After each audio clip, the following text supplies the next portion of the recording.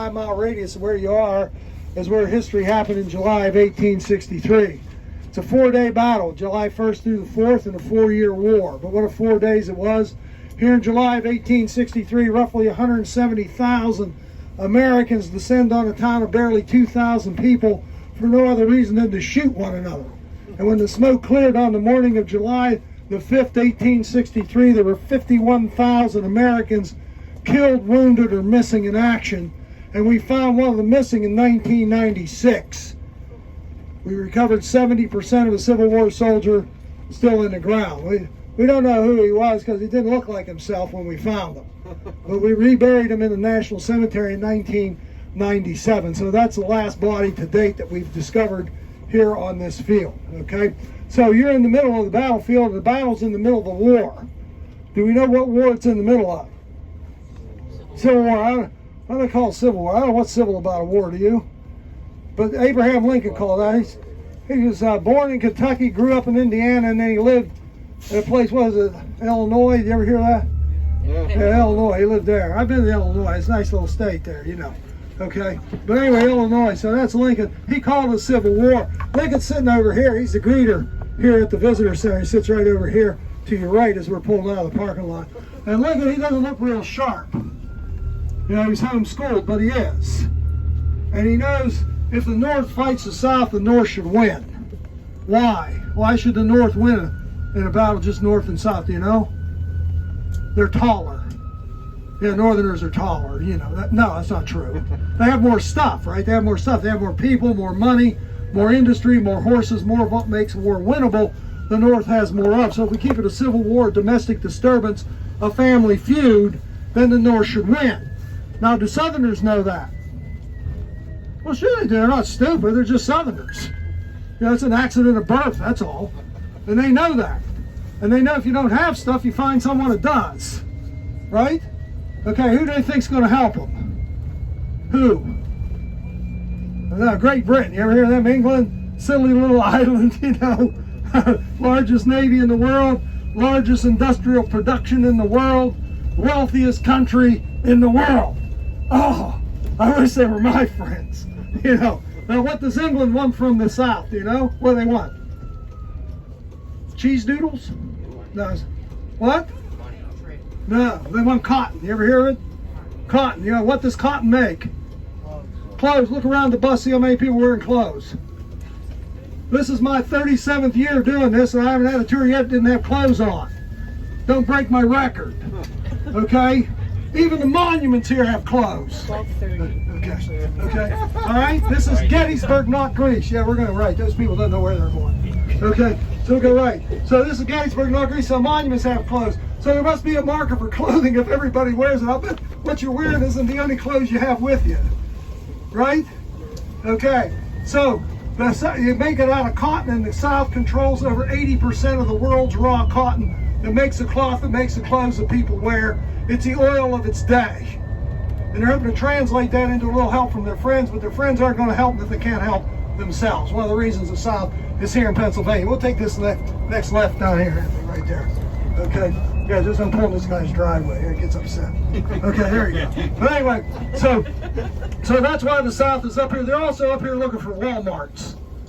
You ever been to Walmart? They have stuff. They're cheap. And so the Southerners are there for two things, shooting and shopping. That's what it's all about. And until the shooting starts, they're shopping with a frenzy. And that occurs on June 30th, 1863, when Southerners come to a town called Gettysburg. Why Gettysburg? We have 10 roads here. You can't avoid it. You know, ever since the battle, everybody comes to Gettysburg comes by road. I bet you do too. Everybody comes by road. 10 roads. Okay, they come looking for army supplies, shoes especially, and they found Union soldiers coming into town looking for them. They were led by the 12th Illinois Cavalry. They're here looking for the Southern Army. Boom, they hit the jackpot.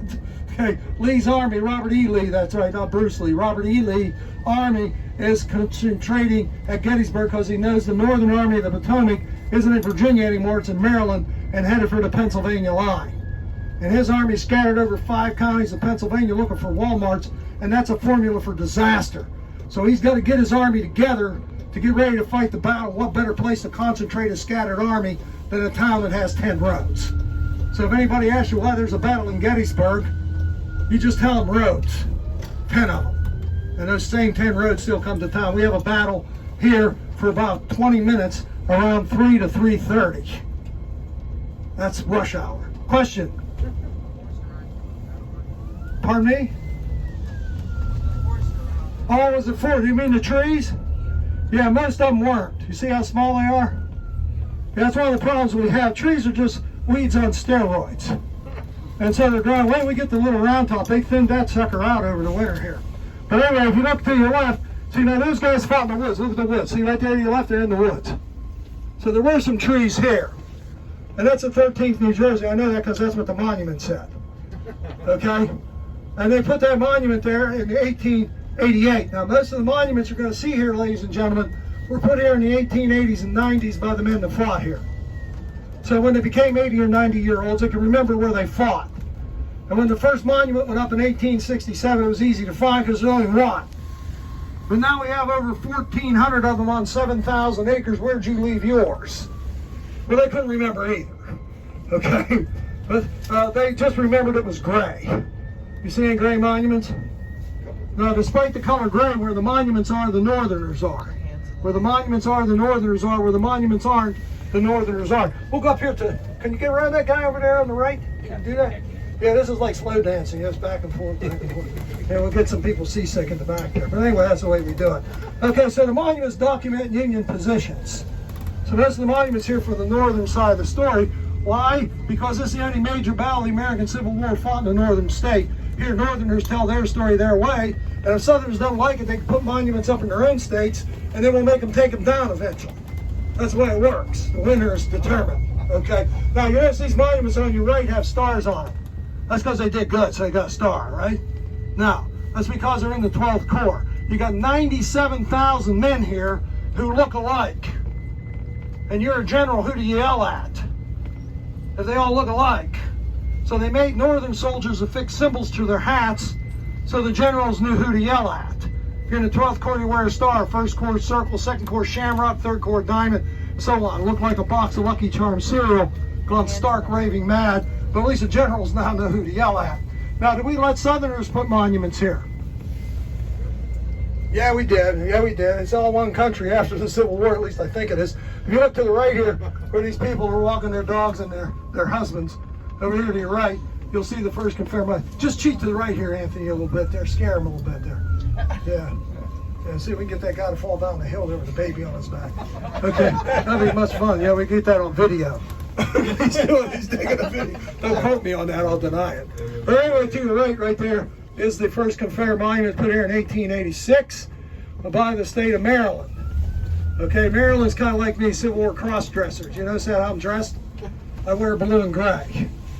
Okay, that's Maryland. They fought for both sides. So no matter who wins, Maryland's on the winning side. The problem is, no matter who wins, they're on the losing side too. Okay, so basically that's Maryland. And if Maryland can put a Confederate monument here, can Mississippi? Yes. So every state that had troops that fought here and died here has a monument to commemorate that commitment. Okay. So as we come up through here, this is where the battle. This is Culp's Hill. Why do we call it that? Because he owned it. Okay. And Culp's Hill has a problem because we have this problem with the weeds on steroids. And we'll go to the right here. And so last year they came in, look how thin the woods look on your right, and you look over here, look how thin they don't look on your left. So they thinned them out to make them look like 1863. The men fought over here on July 2nd and 3rd. And if you look to your right, most of them have stars. There's also one here to your left that has a blue cross on it, right there, blue cross. What's that mean? That insurance. Blue Cross Blue Shield. No, that means they're in the 6th Corps, 3rd Division. Even they color-coded them to let you know what division they were in. Now look at this guy in front of us. Look at him there. He's behind a wall. You see a wall here? Now they had to build it. Okay. On July 2nd, when the guys came up here, right here he is, right there. They had to build a wall to hide behind. You know, even slow learners learn. Look at me, 3 years in the 8th grade. I'm doing just fine. Okay. But anyway, after 2 years of getting shot at, they figured out maybe we ought to have some protection. And so they started building, or you can find a rock like that guy on the right over there. See, he's hiding behind a rock. And so on July 2nd, when Union soldiers came up here in Copp's Hill, they built barricades to hide behind. They call them breastworks because they protect you to your chest if you're kneeling down. And some of them are still in the dirt over there to your right. I'll show you when we get up here on the hill, okay? But anyway, so that's what's going on here on July 2nd. Copp's Hill is the right flank of the Union Army. Now, did you guys get to see the movie? Did they go in and see the movie and that kind of stuff or no? Okay, all right, we'll go to the right here, Anthony, yeah. And when you go up here, we're gonna circle around the tower.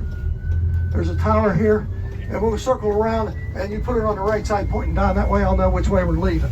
Okay, so this tower, and I thought we might want to go up there and have a look. I can point out a couple things to you. If you're afraid of heights, just go up fast. Okay, now we do have 3 rules. We do have 3 rules. This is government facility. So listen up. Rule number 1 is you use the steps. Going up and most importantly coming down. In fact, going up, you got to count the steps to make sure you did them all. If you don't get the right number, you got to do it again. That's government rule. Rule number 2, get to the top of the tower. You're not allowed to throw things, including the idiot that suggested you go up the tower, from the top of the tower. And that's who you're looking at. And rule number 3, and this is most important, if you get the other 2, rule number 3, remember, if you're gonna fall early. Don't get halfway up this thing and slip and fall. You'll take your friends behind you with you, and when they hit the pavement down here, they won't be your friends anymore. All right? So come on down. What's the traffic? It's terrible here today, the traffic, you know.